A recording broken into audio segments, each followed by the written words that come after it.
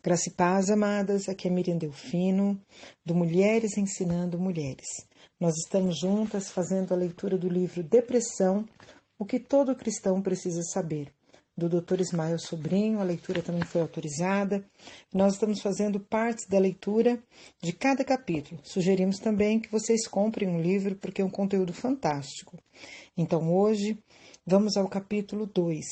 Antes de iniciarmos a leitura, o desejo do nosso coração é que o Senhor possa ministrar na nossa vida sobre o que Ele quer nos ensinar através dessa leitura.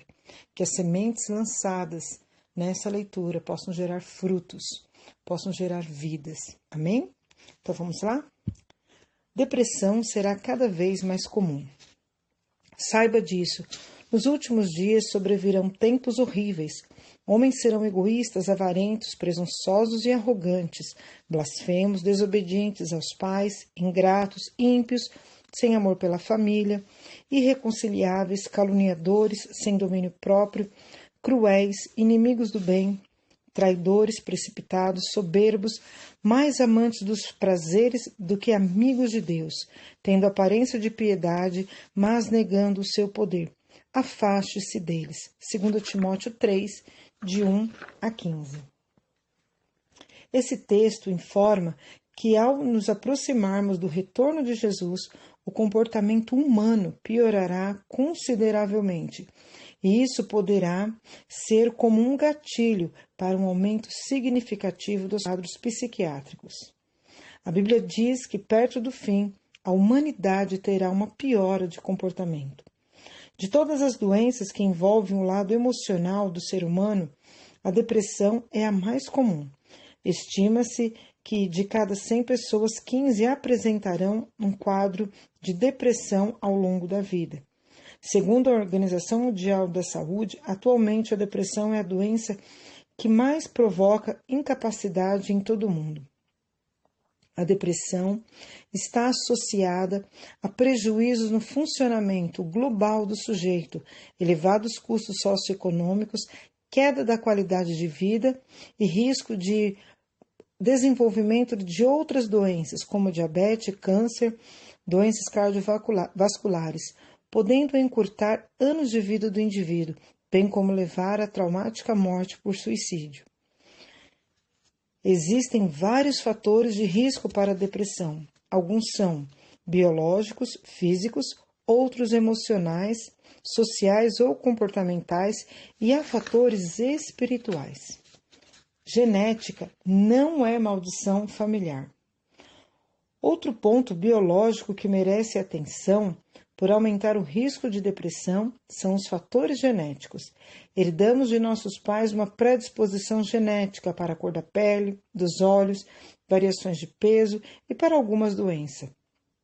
Assim, pessoas que possuem membros da família com histórico de depressão tendem a apresentar um risco maior para desenvolver a doença, sobretudo se o parente for de primeiro grau. Quanto maior o número de pessoas na família com depressão, maior o risco de desenvolver uma depressão de causas biológicas. Entender as funções genéticas do indivíduo é muito importante, porque podemos evitar muitos erros de interpretação comuns no meio cristão.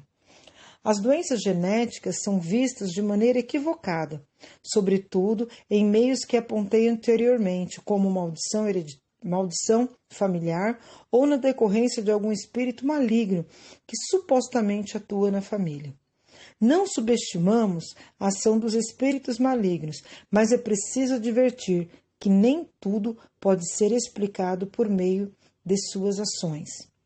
Existem outros fatores biológicos importantes relacionados à maior frequência de depressão, como o uso de alguns medicamentos e alguns tipos de inflamação.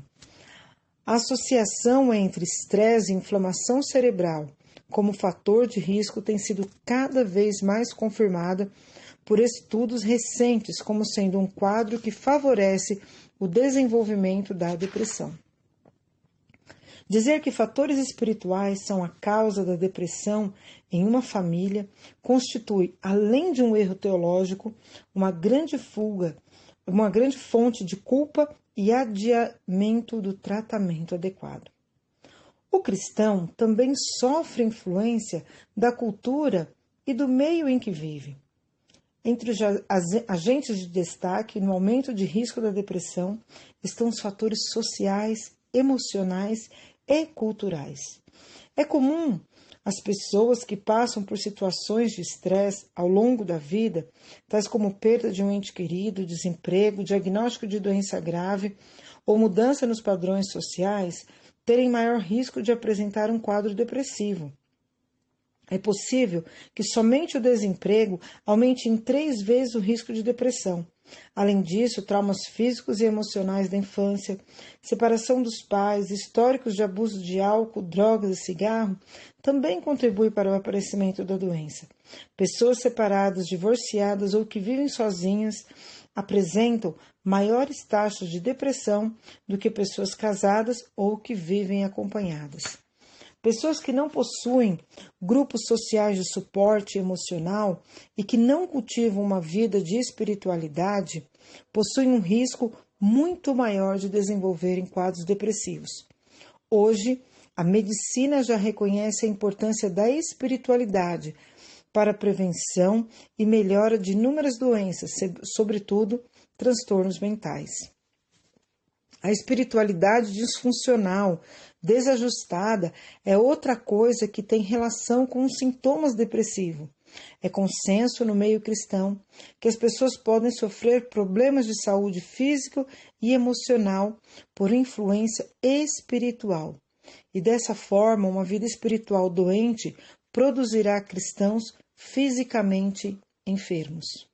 Bem, um ponto de atenção muito sério, né?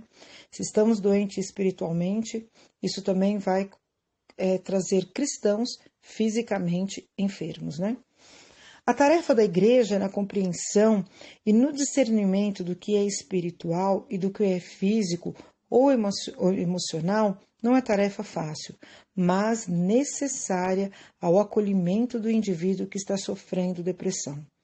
Um questionamento que muitos têm feito é se os casos de depressão têm aumentado ao longo das décadas. De fato, segundo a Organização Mundial de Saúde, o número de pessoas vivendo com depressão aumentou quase 20% nas últimas décadas. Voltando ao que disse o apóstolo Paulo, inspirado pelo Espírito Santo, ele afirmou que perto do fim o comportamento humano pioraria. Segundo o texto bíblico, no início do capítulo, os nossos dias seriam marcados por homens egoístas, avarentos, presunçosos, arrogantes, blasfemos, desobedientes aos pais, ingratos, sem amor pela família, irreconciliáveis, caluniadores, sem domínios próprios, cruéis, inimigos do bem, traidores, precipitados, soberbos e mais amantes dos prazeres do que amigos de Deus. Não é difícil perceber que os comportamentos citados acima estão se cumprindo em nossos dias. Os homens estão cada vez mais egoístas, hedonistas, materialistas, indiferentes, impulsivos e sem relacionamento com Deus e com o próximo. A vida espiritual e emocional de milhões de pessoas tem sido comprometida, fragmentada, enfermo, e mesmo sendo vítimas do mundo presente, desenvolvem por sua vez os sintomas daquilo que recebem. É um ciclo que, infelizmente, tem se ampliado sem escolher classe ou condição social. Que triste esse quadro, né? Deus abençoe e amanhã continuaremos a leitura do próximo capítulo.